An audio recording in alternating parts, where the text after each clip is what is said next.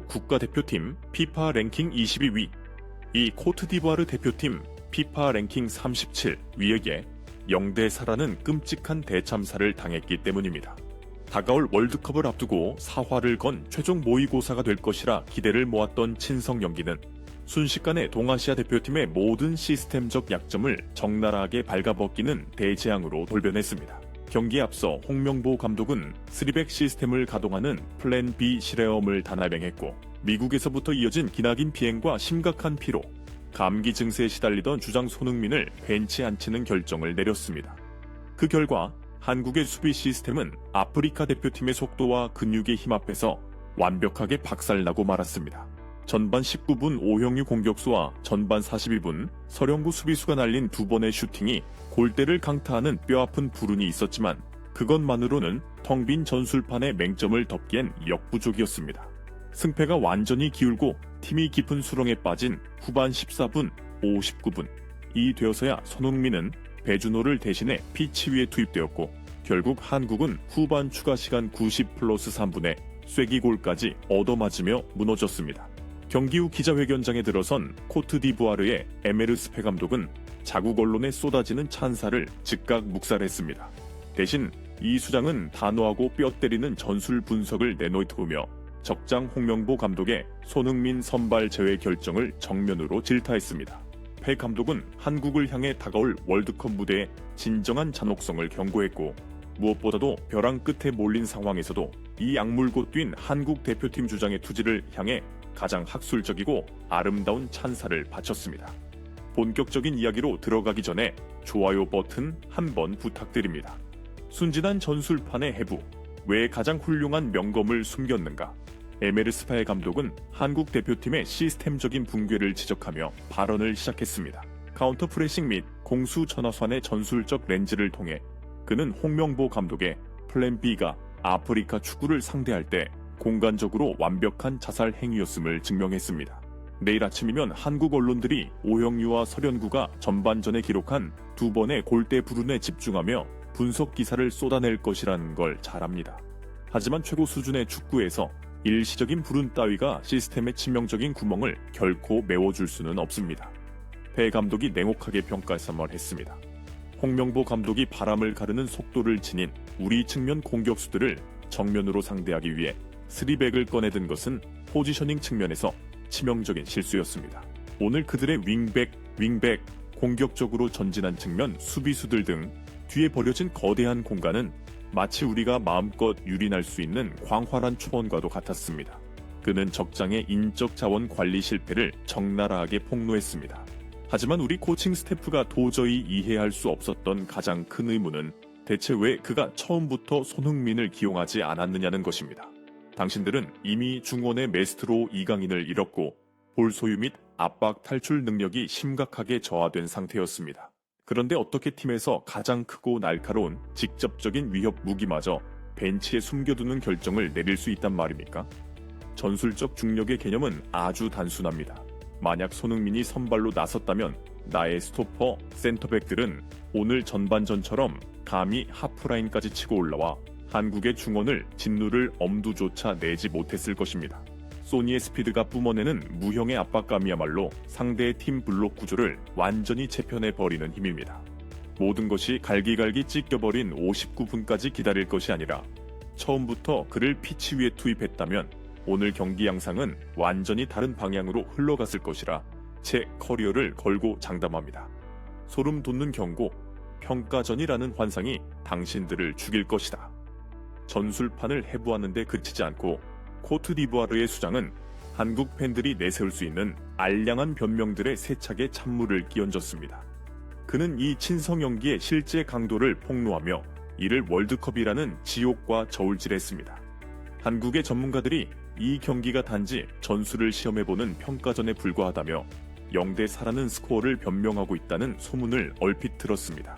만약 당신들이 진심으로 그런 사고방식을 고수한다면 당신들은 무의식 중에 이미 벼랑 아래로 한 발짝 내디딘 것이나 다름없습니다. 페 감독이 신체적 경합과 강도의 관점에서 경고했습니다. 그는 운동량에 얽힌 잔혹한 현실을 폭로했습니다. 이 사실을 뼛속 깊이 새겨두십시오. 오늘 우리 코트디부아르 국가대표팀은 사실 아주 가볍게 산책하듯 경기를 뛰었습니다. 오늘 라인업은 우리의 최전개 스쿼드가 아니었으며 확실히 우리가 구사할 수 있는 가장 극단적인 압박 시스템도 아니었습니다. 우리 선수들은 다음 주에 소속 클럽으로 무사히 돌아가야 했기에 스스로 몸을 사리며 뛰었습니다. 하지만 다가올 2026 북중미 월드컵 본선 무대에서는 모든 것이 오늘보다 10배는 더 가혹하고 무자비해질 것입니다. 공이도는 속도는 훨씬 빨라질 것이고 1대1 몸싸움은 비교할 수 없을 만큼 폭력적이고 파괴적으로 변할 것입니다. 논리적으로 자문해 보십시오. 만약 한국의 수비 시스템이 오늘처럼 가볍게 산책하듯 뛴 코트디부아르 앞에서도 이토록 쉽게 무너져 내린다면 공식 대회에서 마주칠 진짜 근육 괴물들 앞에서는 도대체 어떻게 살아남겠다는 겁니까? 오늘 눈앞에 명백히 드러난 이 엄청난 신체적 격차는 단순한 사고가 아닙니다. 이것은 아시아 축구 전체를 향해 귀가 찢어질 듯 울리는 끔찍한 적색 경보입니다.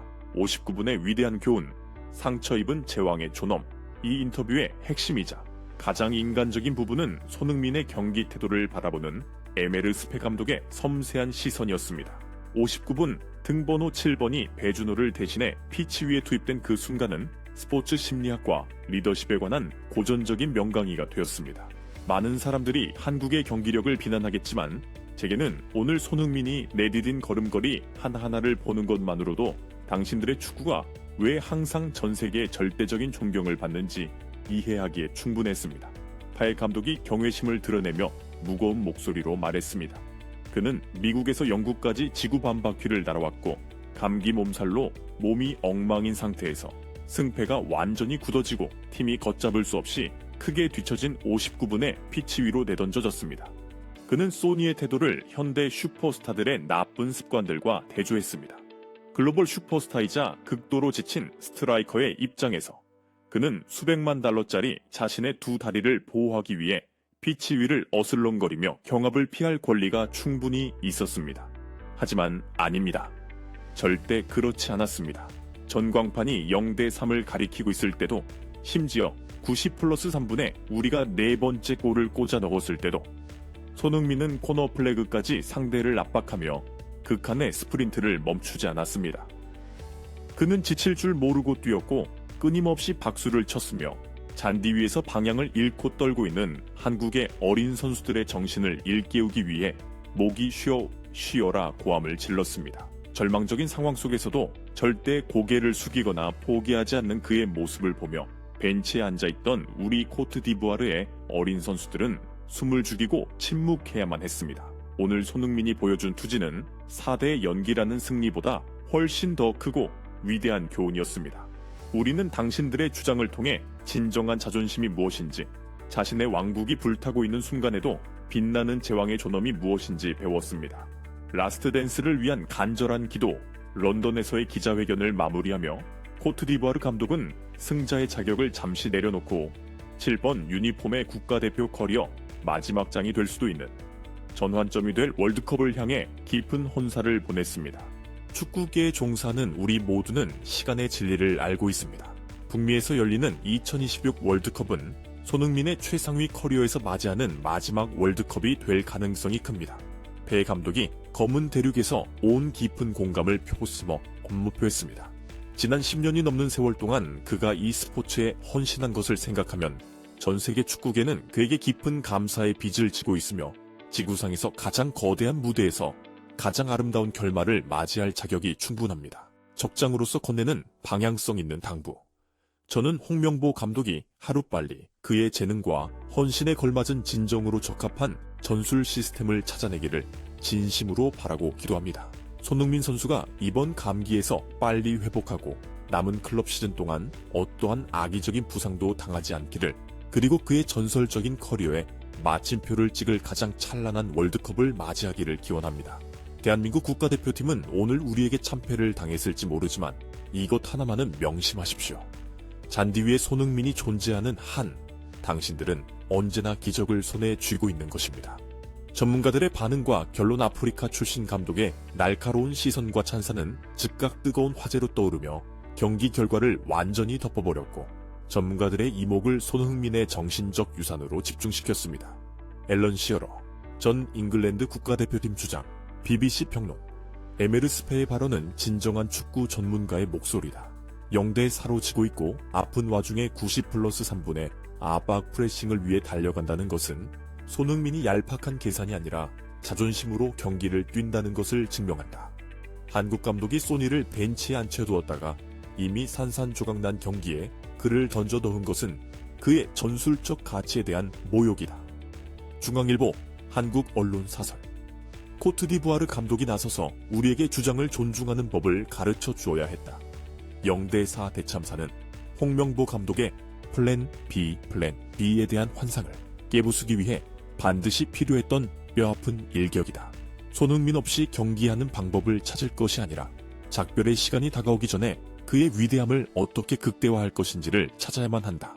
코트디부아르전 0대4 패배는 순진했던 전술적 실험, 스리백 시스템의 붕괴를 폭로했을 뿐만 아니라 에메르스페 감독의 냉혹한 분석 렌즈를 통해 2026 월드컵을 앞두고 아시아와 세계 축구 사이에 거대한 피지컬 격차를 알리는 끔찍한 경종이 되었습니다. 하지만 그 시스템이 붕괴되는 와중에도 벤치에서 나와